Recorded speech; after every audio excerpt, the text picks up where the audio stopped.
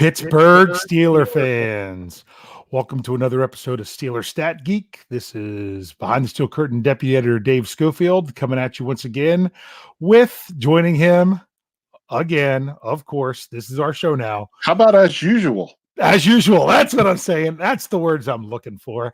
Joining me, as usual, my big brother, Rich. How's it going, Rich? Going great. Had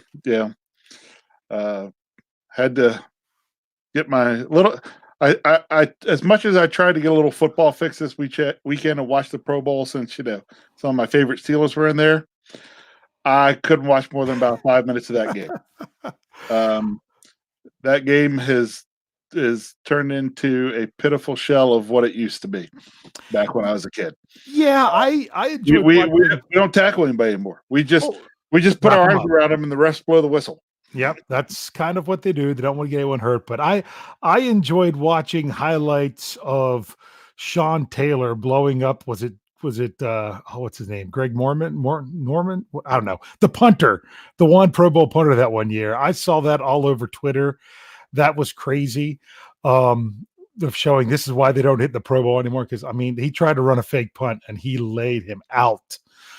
So, but yes, I remember. Believe it or not, I watched that Pro Bowl. Yeah, back when you kind of wanted to watch the Pro Bowl. Yeah, but the kind of the whole mood of the day kind of changed with the whole Kobe Bryant news. Yeah, kind of just kind of affected sports in general, which it should, because it was crazy. I was going to lay my youngest son down for a nap, and I'm like, when the Pro Bowl comes on, I can watch a little bit of it on my phone while I'm sitting here with him. And before that, I was checking Twitter, and it was a couple tweets that were only a couple minutes old that said that. I'm like, nah, this can't be true. So I went and I Googled it, and nothing was showing up on Google except the one, if you scrolled way far down, it was the TMZ report. I'm like, nah, this can't be true. Yeah, we caught the TMZ report pretty early. And I was like, at first it was like, but it's TMZ. Can you? Yeah. My wife was like, it's TMZ. Can we believe it? I said, believe it or not, of late, TMZ hasn't missed. Yeah. I mean, it is kind of terrible that, that's how his family found out and everything else. That was awful. But I wasn't going to say a word to anybody until I saw if it was true. Then I got players from the Steelers are chiming in like, please tell me this is fake. Please tell me this is fake. And then when someone else was covering the story, I'm like, man. And then I happened to text Jeff and said something he hadn't heard until I told him. He's like, what? I'm like, check Twitter. And it's one of those things that I think a lot of people are going to remember where they were when this news came. So, those things tend to hit you. Now some people, they might laugh. But I actually very vividly recall when we lost Payne Stewart after he'd been on that Ryder Cup team and everything, and had the issue, with his plane. And, when you spend a lot of time watching these people on television, in their sport, you feel connected to them. I can understand where people were at. So everybody out there listening that knows, sometimes when Kyle's around here, Kyle and I stopped at a friend's house. Okay, it had snowed here. Kyle grabbed up a snowball, was going to shoot it at their basketball hoop, and he stopped. And he looked at me, he said, Dad, I can't do it. He said, I almost turned and yelled, Kobe, and went to throw the snowball. He said, I can't do it. And he put the snowball down. Yeah. I remember where I was when Dale Earnhardt Sr. passed away. Yep. I actually watched the race. I was watching it live. Yep. So and after the race, I'm like, oh, wow, that's not good. That's not good. But I turned it off for a little bit and then turned it back on whenever and saw the news that's what happened. So it's when things like this happen in the sports world, it impacts a lot of people in different ways. What's interesting with me is I always completely respected Kobe, understood how good he was, but I was always cheering against him when he was playing. That was me. Mainly because at the time, come on, you got to remember I was a huge Shaq fan. So while Shaq was in LA, I cheered for the Lakers. Shaq left, I was done. See, I cheered for Shaq when he was in Orlando. I cheered against Shaq when he went to LA. Then at various different spots is when I would cheer for him or not. The biggest thing I had with Kobe was what team drafted him. He was not drafted by the Lakers. He was drafted by the Charlotte Hornets and traded for Vlade Divac. That's right, for Vlade. And that was when Kobe and I are the same age. So he was finishing high school and I was finishing high school. All through high school, I was a big Charlotte Hornets fan because my favorite player played for them when I was playing, that Larry Johnson. So that was just who I was. But let's get back to our Steeler talk. But this is something we don't want to ignore because it impacts a lot of people. It impacts the sports world, and it impacted a lot of Steelers players and a lot of other things. A lot of them, reaching out with their condolences and everything. And it kind of puts it in perspective that these are our guys. These are our Steelers, but they're people. Yep. They're not just players. They're not just numbers that we move for a salary cap, because that's some of the stuff I've been looking at lately. Looking how different players, when people ask me, well, can we cut so-and-so? I look at it from a number standpoint. But these are people with real problems and real relationships. And that's what we always need to remember, is that we should appreciate our Steelers players that we have, because they're people. We could bring up Mr. Richard Gummies and the problems that he's going with. And there was an article out today about him saying how he needs to get himself back in line and really take his chance of getting back in the NFL seriously, which is true. This is sometimes there's things that are bigger than sports, but correct. deal with our favorite people. But if you want to talk about Steelers and impacts like that, just go back. See, you were really young, probably don't remember as much as I remember. Mm-hmm. Gabe Rivera. Were you at one of the games he played? I know Dad was. Was that one of the ones you were with him? That would have been that year that he was there. I'd have to go back and look. Yeah, because were you there? Who did they play in the game that you went with Dad to as a kid? Patriots. Then that was the game you were at. I'm pretty sure I looked that up, but we'll have to check into that. I'm pretty sure you might have been there for one of his very few games with the Steelers. Yeah, what was it, like 6 games? And then 6 games. Yeah. So I didn't know it at the time, of course, but Dad and I went to a game in Washington and I saw Sean Taylor's last interception. Yeah. So these are all things that happen, real life things that happen with people that we can't go. But hey, we're here. We got on a little bit late tonight. I wanted to make sure you could join me. You had a meeting. I'm like, let's just go a little bit longer. Okay. So Pro Bowl. We started talking about the Pro Bowl. I'm going to give maybe 90 seconds to the Pro Bowl. I watched a little bit of it on my phone. Then I watched a little bit of it later just because I was trying to figure out other stuff was going on. I saw the TJ Watt return for a touchdown. I did not see the Joe Hayden interception. Frankly, I was kind of concerned. The first touchdown that the NFC had, there were 2 defenders that were both right there as he came down. I think he might have been running a skinny post. I'm not exactly sure. I think it was Michael Thomas that caught it, but I'm not 100% sure. And who are the 2 defenders right there? Joe Hayden and Minkah Fitzpatrick. I'm like, ooh, I sent Jeff a text. I'm like, NFC just scored a touchdown. And the 2 guys in the picture were Steelers. So right. But what would they have done? Yeah, honestly, they'd have lit him up, and does he even hold that? That's exactly what happened, because Minkah came up like he was going to pop the ball loose, and then he let up, which is what you do in the Pro Bowl. So it was really nice to see some Steelers players. It was nice to see. He didn't cause a play. Cam Hayward threw a block on that return. But Cam Hayward had a pass knocked down at the line of scrimmage. Joe Hayden had an interception, which like I said, I still haven't even seen the highlight of that. I just know that he had it. So I watched some, and it was, if you went in with low expectations, that's what it was. It was interesting. I liked to see that they did try the one rule change where they went to do the quote unquote onside kick. Yeah. They went for the 4th and 15. Chucked it deep, though. That's what was surprising. But they never clarified what the rule was. They blew that play dead, and they gave him the ball at the 35. I'm like, I guess you can't just return it. So I don't know. I don't know if that's something the NFL will adopt or not. That's something for another time. So let's dive into some rushing stats, right? Not just rushing. This is rush defense. We're going to look defense. at last week. I was going to skip and go back to an offensive stat, but I'm like, we did the passing defense last week. Let's go right into rushing defense. The rushing defense, because they really are tied to each other. And at first glimpse, it looks like that the rushing defense was not what it was, a weakness. They gave up 1,753 yards on the season, which was a lot more than they rushed for.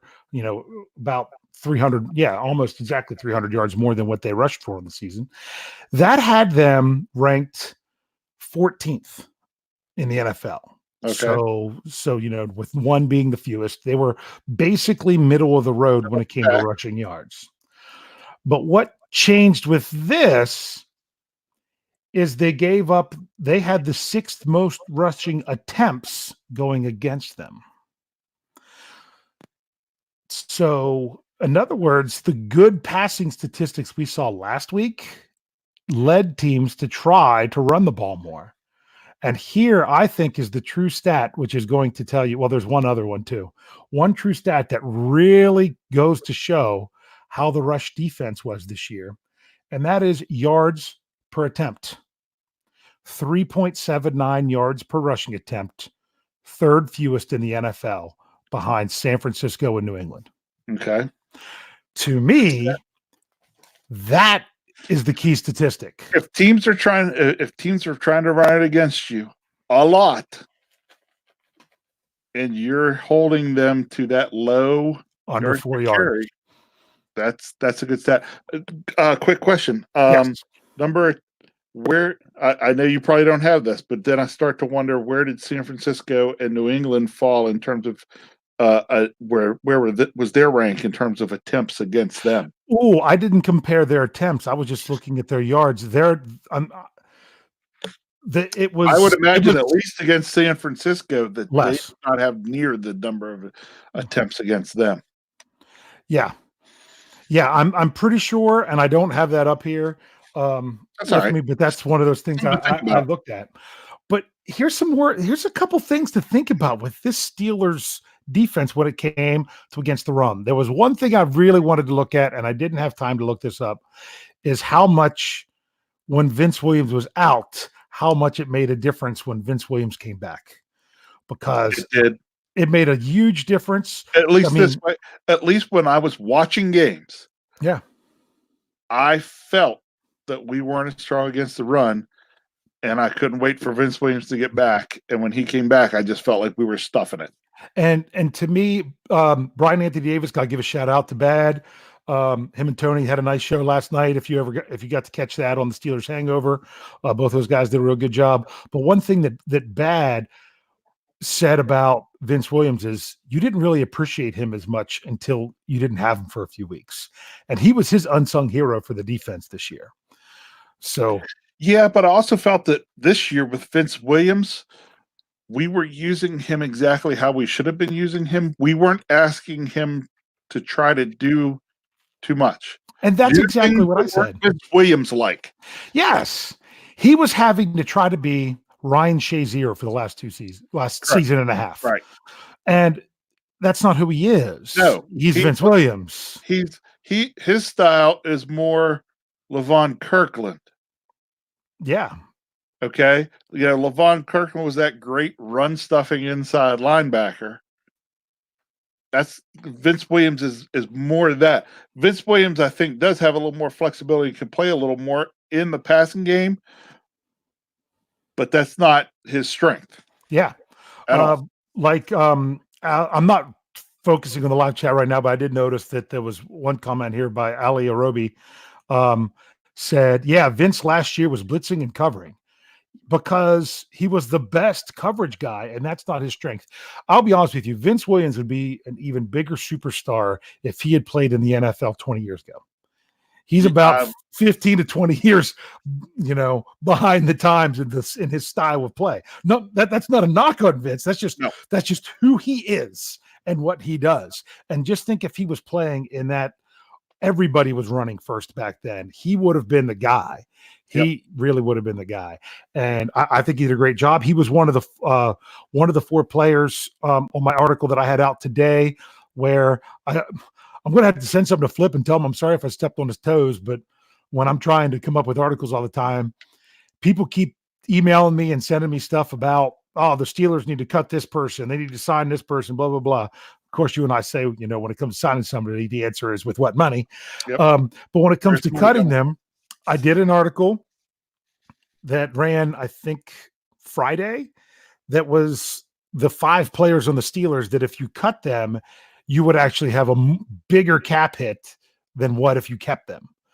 And then today was an article of 4 players who, yes, you would save money, but you would have more than $1 million more in dead money than what you would save from them. Vince Williams is one of those players. If you were to cut Vince Williams, it wouldn't even, you would have over $6 million in dead money and less than $1 million in cap savings. He's not that big of a cap number. He does a great job. He's sticking around. He's doing what he needs to do. He works hard, and he's so much better when he has a linebacker next to him that can help defend the pass, and he can focus on the run.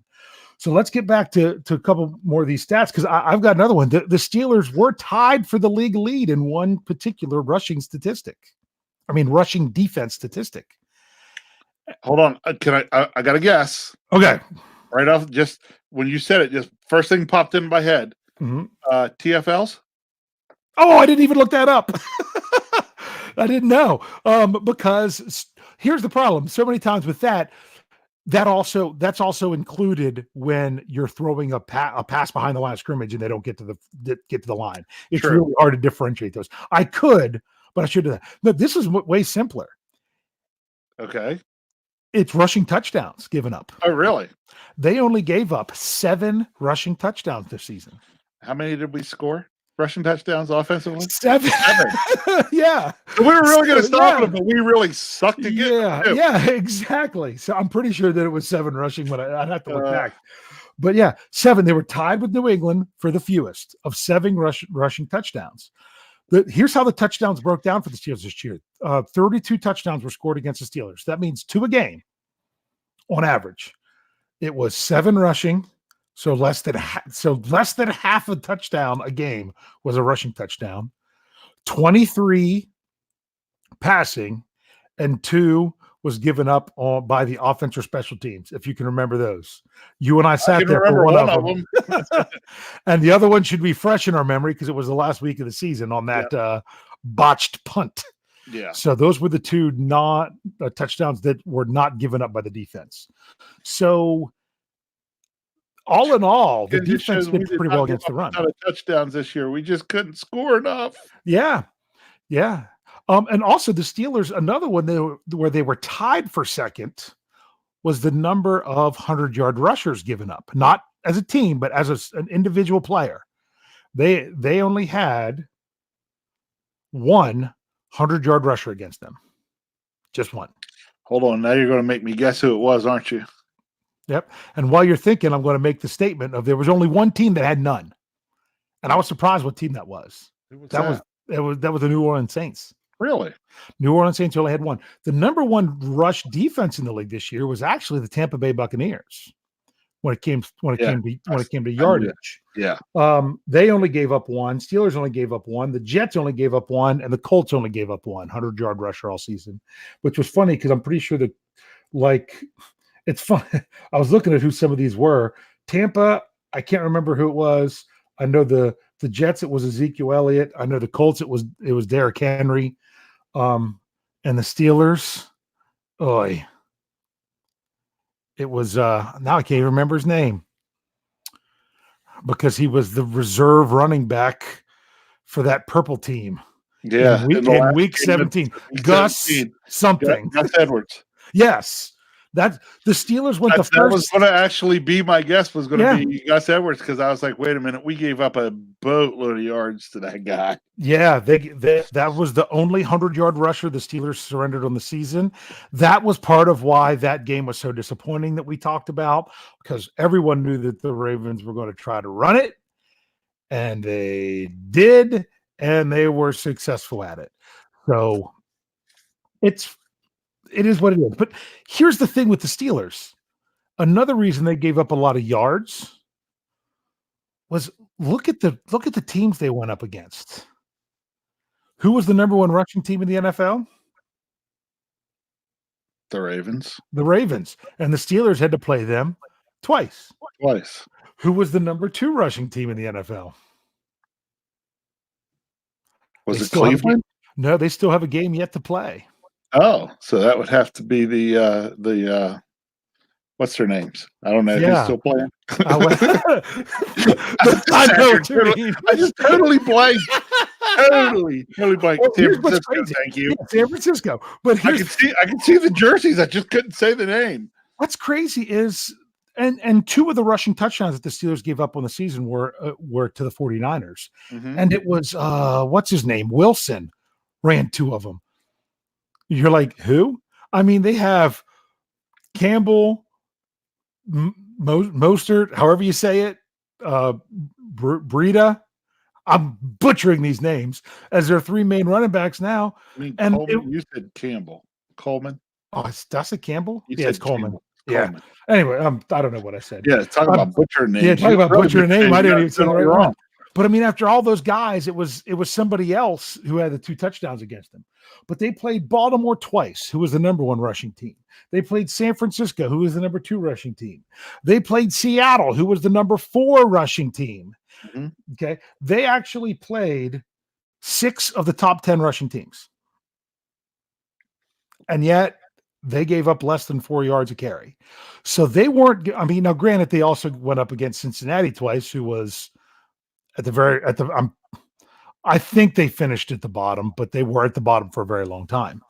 So, but they had some games. They're actually the team that broke the Ravens regular season consecutive games of 150-yard rushing streak when they played them in week 5.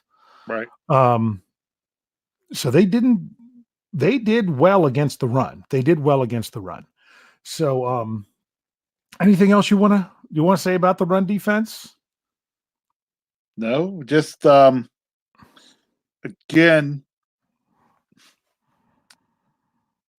the run defense did well because teams, what they were trying to do, because our pass defense was really good. We saw those attempts because teams were trying to get to those 3rd and 5 or less. Yep. Because they did not want to have to, have 3rd and long, have to drop back and wait for, Mr. Dupree and Mr. Watt to, and Mr. Hayward to have a conference, a meeting at the quarterback. Yes. Conference at the quarterback. George asked a question. He said, was Arizona in there too? Arizona was number 10 in the league rushing. So they were one of those teams that were in the top 10, and the Steelers went against them. All in all, I mean, the defense was between the takeaways, the sacks, passing touchdowns was over 20, but that's today's NFL. Here's the other thing about those 7 rushing touchdowns. 2 of those 7 were quarterbacks. 1-yard runs by the quarterbacks. Trying to remember who those you were. and I saw one, but we weren't sitting together. Because Josh Allen had one for Buffalo. Oh, that's right. And the Thursday night game against the Browns, when at first it was a touchdown for Odell, and then it got overturned to the 1. That's right. And then Mayfield snuck it in. Yep. So that's just kind of crazy that they kept teams out of the end zone. Well, but here's the thing. A lot of times, I think there was one 4-yard touchdown run, I think in week 17. And against Seattle, I know that I was going to say the Seattle running back that got injured late in the season, but that was all of them. No, it wasn't Carson. It was Penny. Penny, I'm pretty sure. That was the longest touchdown run against the Steelers all season, and that was, I think, 24 yards in week 2. Yes, because I was there. It came You right were at at that one. it came right at me. But other than that, everything was, I think, 5 yards and under, maybe. There might have been one other one that was under 10, but more than 5. Yeah, we did not. So Not only did we do well against the run, we really didn't give up a lot of big runs. yes, exactly, exactly. So it was one of those things that if you were to look strictly at the rankings, because the rankings are based off of yards, it would have been like, the Steelers ranked 14th in run defense. Not so fast. They had to take on so many more attempts because teams weren't wanting to necessarily pass the ball against them. They were wanting to get in the third manageable, so they weren't. By the way, there's another reason for all those rushing attempts. Okay. Was really trying to also, you got to think teams were trying to control the ball and just put points on the board because they felt any points that, that they could outscore the Steelers offense. Yeah, teams didn't feel like they had to put up a ton of points to beat the Steelers. They just had to, I mean, basically if you got to the 20s, you were a lot of times, 28. I mean, the Steelers never hit 28 points all season. And the Steelers weren't getting up big in games, so teams were never having to abandon the run. Yeah, and that exactly, like the Steelers only gave up 2 300-yard passing games all season. One was in week 1 against New England. The other was against the Chargers, right? Because the Steelers were up 24-0 going into the fourth quarter. Right. So but you didn't get, other than the Chargers game where they were up a bunch and they, kind of let them back in a little bit, because they weren't trying to give up the big play. I think we talked about that last week. We did. And the Bengals game that they won 27-3, all of their games were really close, and there was never a chance where teams needed to abandon the run, which unfortunately, the Steelers didn't always keep that same philosophy when games were close. As soon as they were down, we got to pass. Right. But hopefully we'll be moving forward from that. So very interesting that it's that the run game is what it is there. So Devin Bush did help with that. I think some people are like, some people say, he should be a safety because he's too small against the run.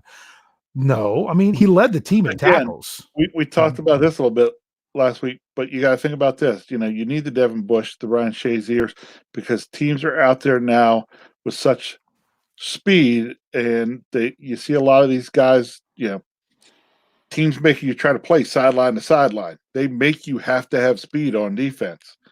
So you need those guys like Bush that can cover that sideline to sideline. Yeah. Make plays. Yeah. So. And I mean, was it last year? I'm pretty sure it was last year. Oh, of course it was, because it was the only year he was with the Steelers, is where they kind of were trying to cover for Shazier between Bostic and Fort, where Fort was the guy that was the pass coverage guy and Bostic was the run coverage guy. The problem is you had to make sure you had the right guy on the field, and too many times they didn't. Right. For like when John Bostic was matched up on Keenan Allen on the 3rd and 4 or something like that. That's because teams just looked at who he ran out there and then called plays accordingly. Yeah. Yep. So it's interesting.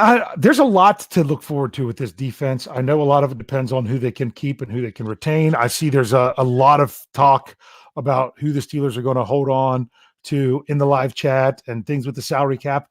I was going to do a salary cap thing at one point, but Lance, when he did his salary cap thing a couple, not this past Friday, but the one before, with Ian Whetstone, that was fantastic. Once again, go back and check it out if you didn't get to hear that.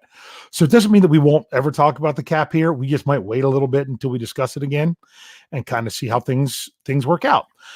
So just so you guys know, we got started a little bit later tonight. We wanted to make sure we could both be here for the show. We knew this topic was one that was that we wouldn't have to go on and on and on about.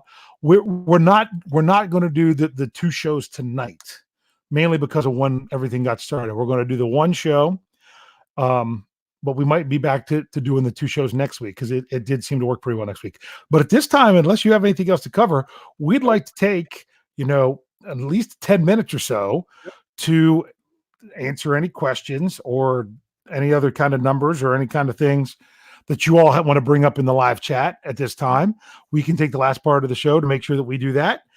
Like I said, a lot of salary cap stuff going on in there. All right, so you haven't said it real quick while you get to looking at what questions come up. Hey, don't forget, folks, hop out there, hit that like and subscribe button here on YouTube. We would appreciate that. There we go. Get it rolling. Yeah, I got it up there. I got the banner going. And also, don't forget, since we put out there questions, the super chat feature. Don't feel that you have to, but if you want to throw a couple bucks in the tip jar, as I like to call it, that makes sure that your question gets up there and on the screen. All right, what do you got? We got back-to-back questions of the same thing from both Isaac, who he was always got to remember Isaac. He's the one who donated the Juju jersey for the contest. That he wants to know about TJ Watt winning Defensive Player of the Year. Ryan asked the same thing. They did a thing. If you saw it on Twitter, some people got confused about exactly what it was. Fox Sports, I think it was, did a Defensive Player of the Year. Part of it was by voting, by fans, some by players. I'm not sure exactly how they did it, but TJ Watt did win that. But a lot of people don't put any stock in that. It was kind of frustrating when I was watching the Pro Bowl when Booger McFarland was talking about Defensive Player of the Year candidates, and he didn't mention TJ Watt. Yeah, I thought that. But when he returned his touchdown, he's like, "That's a guy I didn't talk about earlier that I should have," and he completely made up for it by talking about it after the fact. That he's right there in the discussion. I still thought I'm going to throw something out there. I know we got some other comments to get there. I'll answer the question. I don't think Watt wins. Okay. I don't because why's that? Really, you want to make me answer that honestly? I can answer it honestly. You want to know why? He's a Steeler, and they didn't make the playoffs. That's 100% what I was going to say. They're probably going to give it to a player that made the playoffs. Yep, that's just what they do. That's just kind of how it goes, unfortunately.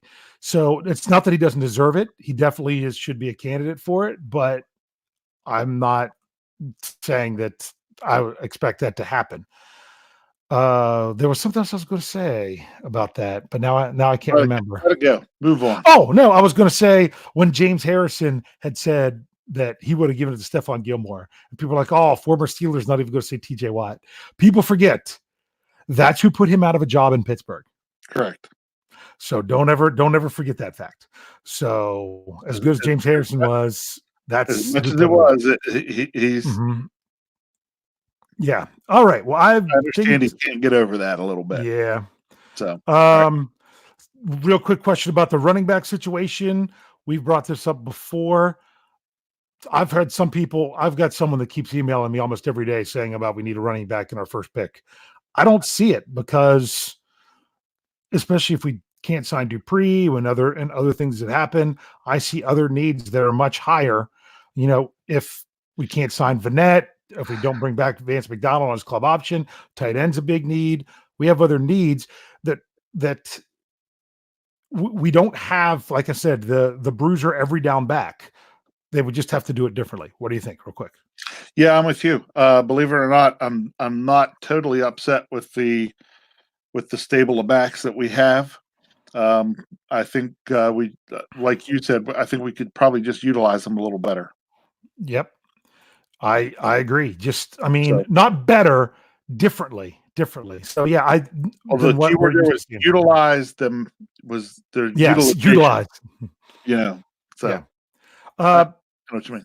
Yeah, Jesse George said so that's what I mean, talking about some other things. He's like, we'd have to cut Barron, Vance, Foster, and Chickalo just to be able to tag, I'll say tag, or offer the contract to Bud Dupree. Is it worth it? That's the big question that Lance Williams has asked himself and asked on several podcasts. Shout out to Lance. That is a really good question. It's a really good question. Is he worth that? Do you want my initial reaction to that question? Yes. My initial to that question is yes. He's worth it? Yeah. Mm-hmm. When I look at the four that are listed there, mm-hmm. The only one that I would really not like to put out there would be Vance. Yeah. But so honestly, if you're asking me, really, my opinion there is it comes down to Vance or Dupree, and I'm probably going with Dupree. Yeah, well, because Vance didn't. I mean, you could see his frustrations this year with the quarterbacks and his utilization. Um, I don't blame him there. The thing with Dupree is you also got to remember how much you want to pay for a 1-year wonder. So I would like to see it more than that, more than what we've seen. It's really tough for that amount of money. Steeler fan 74, always kicking in good stuff. What would be the number to keep Vanette? I wish I knew. I have no idea what he would take. We keep bringing up and talking about, hey, maybe we keep him, maybe we keep him. I don't know what that number would be. I have no idea. So I would hope it would be something less than what it would cost, with McDonald. McDonald would give him about a 5 million some savings. He's going to be on my list for the next article that I do. So that's when I'll be looking at those numbers. Jerry Cherry Band, love you guys, whole BTS family. Hey, thanks for tuning in, Jerry. We get you in here a good bit. Double HH, Bosa is a better national candidate for defensive player of the year, mainly because of how far his team went. I don't think he's going to get defensive player of the year. He's going to get defensive rookie of the year. Rookie of the year, yes. And because of that, they're probably not even really thinking of him beyond that. Although it could shock us. Who knows? Okay. Let's bring up X. I don't even try to do the rest of it. All right, X. Do we draft defense to make a good defense elite or go for playmakers? I say let's look at best player available from position of need, and we will know better position of need going into April than what we do now. Yeah, I'm going to say I just don't know now because we don't know who we're going to re-sign or what we're going to do. If Bud Dupree goes, do you think edge rusher? Maybe. But yeah, absolutely. And even if he doesn't, even if they keep him around for 1 year, you still might do that anyway, because you're like, okay, we'll keep you for 1 more year till we can develop somebody else. And then we're going to turn around and pay TJ. So I got to bring it up because Wes asked, and I'm not going to have an answer for him. He says, don't know if I can answer this. Maybe you can answer this, Rich. Do you know how much zone versus man was run against our quarterbacks this year? Because you heard analysts say young quarterbacks struggle in zone. I will say this, okay? I don't know how much of each, but in the game, especially at the games I was at, because I find it so much easier to pick it out pre-snap when I'm live at the game, teams were switching constantly to try to confuse our young quarterbacks. Absolutely. And I'll say part of that reason is because of where yours and my seats are, which I still love, which is what I call my coaching view. Because when I was a football coach and I was running the offense, where was I always standing? Right behind the huddle. So I always saw the end zone view. And you can tell these things when we're at these games. What I'm going to say is several of the bad interceptions that the young quarterbacks had were against zone. Yeah. Where they saw a guy and they saw him going and they didn't see the other zone defender that could come over and make the pick. I can think of at least 3 interceptions that were like that. But that's a great question. But I think they played a decent bit of zone because, they can struggle with the zone. Because if it's man, unless there's help over the top, if he beats his man, he's open. And that is tough for a young quarterback to figure out. But even more difficult is when teams can disguise it well. So that's exactly right. So Michael wants to know, do you see the offensive output good enough to get 25 a game with Benjamin Todd Roethlisberger? I'm going to say yes. Yes. Yes. So... it just comes down to screw booger. Nice. Yeah, nice. Doing Isaac. Nice. Mm-hmm. Yeah, good stuff. Oh, someone could have a really good time going back and rewatching all those Monday night games and putting up the dumb boogerisms that came out this year. I'll be honest with you, I don't find myself listening to the commentators a lot. Not as much as I think. He was terrible. He said some really just awful things all year. So he went all Dan Deerdorf on it, right? Just constantly stating the obvious. That was a football play right there. No, we're watching soccer, Deerdorf. What do you think? Of course it was a football play. Sorry. He still irks me from years ago. That's kind of what he's like. Yes. Yeah. Bring this one up. Is that Dimion? Dimion, right? I don't know if I said that right or not. I love butchering names as bad as Lance Williams does it. Wants to know about the division with 3 Heisman winners at quarterback, assuming that the Bengals are going to draft Joe Burrow, which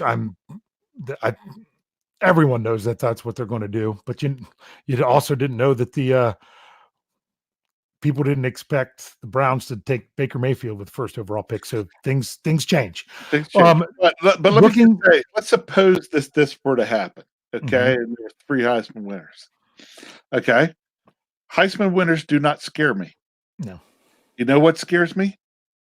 Future Hall of Fame quarterbacks scare me. Yes. How many Heisman winners? Guess which team has a future Hall of Fame quarterback?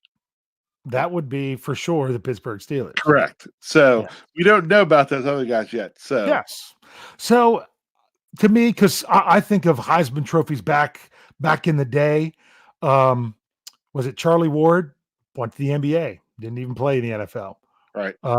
Who was the guy from Miami that I think got drafted in like the 6th round and never played? Oh, I had his name on the tip of my tongue. Dorsey. Was it Dorsey? Was it? Oh, might have been Gino Torretta. Is that one I'm thinking of? Yeah.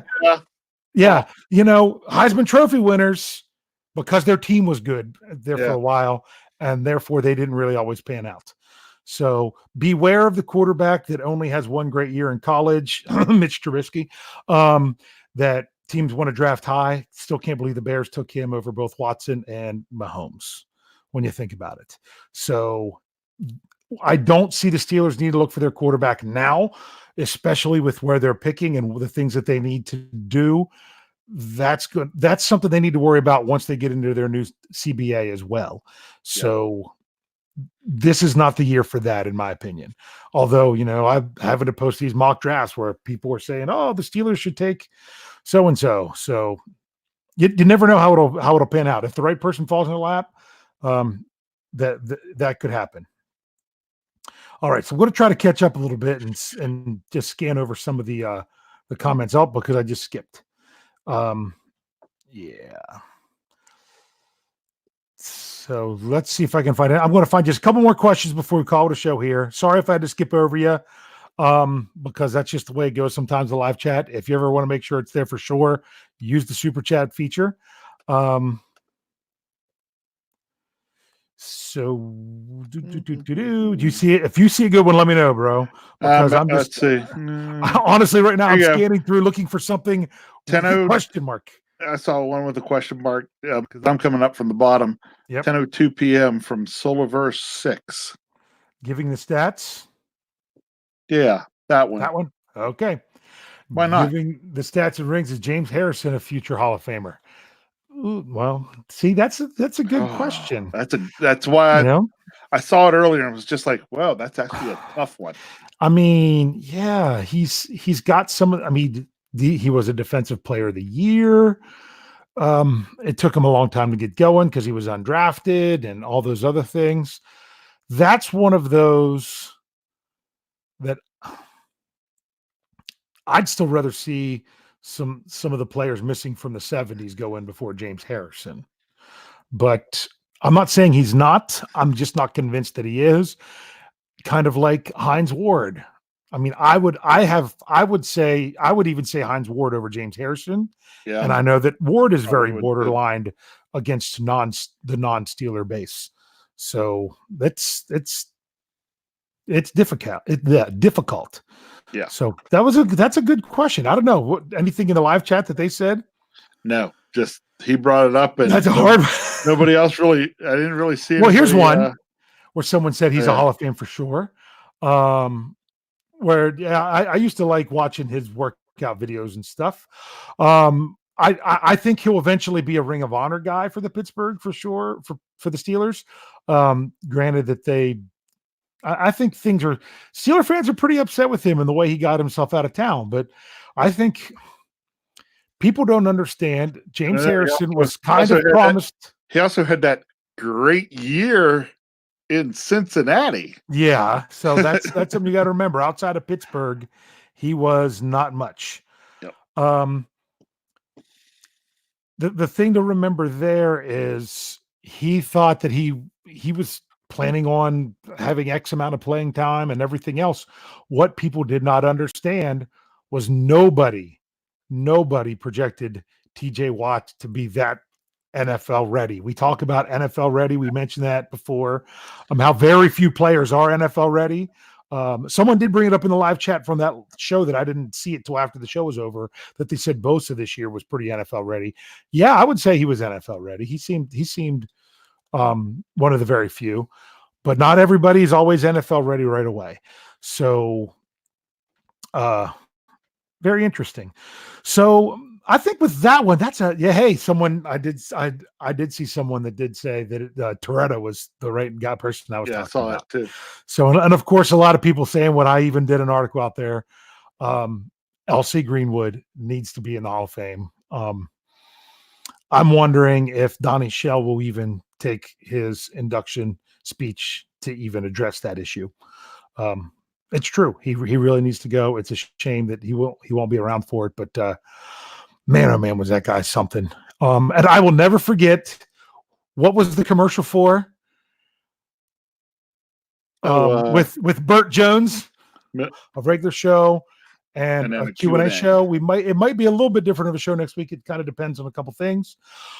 But we have all of our shows still coming out. We've got Standard is the Standard tomorrow night. We'll have the Steelers preview Thursday with both nights. That'll be Jeff Hartman. He's one person I didn't give a shout out to yet out of all our other fellow podcasters. Who? Jefferson Hartman.